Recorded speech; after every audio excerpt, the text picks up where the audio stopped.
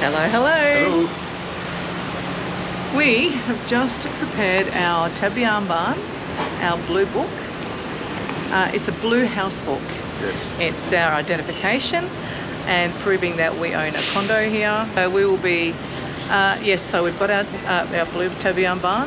We will need to prepare our yellow, that is for foreigners. Get all the paperwork down. And right now we are going to the PEA to do a PEA application. So our power will be going through the government rather than the... Yes, that's correct. We'll be getting a new meter. So it's a government meter instead of the condo meter, which is a higher rate.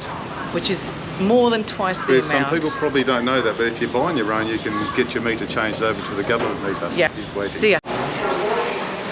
So let's get a bit of better light right there. Oh. Okay, so we're at the PEA, which is the place that we need to do an application for.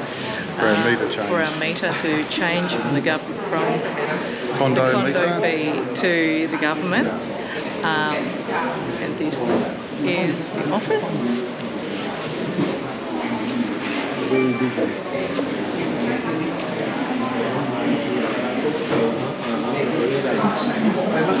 Sorry if I spun you around too quickly there. Very busy.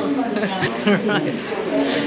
So we're here for a little while. It looks like it. Yeah. You can do everything online, like paying bills, but some companies need to have to come in person. The elderly are coming in here as well. So there's reasons for it, but it's just like most countries, you can do it all online. But we have to come in person because we need to do a meter change. Yes, we're actually doing an application, so we need to do that in person. So between 1 hour and 6 hours. So we'll fill you in as things progress.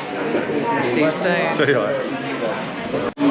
Hey guys, the lovely gentleman that has been helping us through the duration and our application and to get our blue book and so forth, his name is Chiang, and there he is. Say hello. Sawadee krap.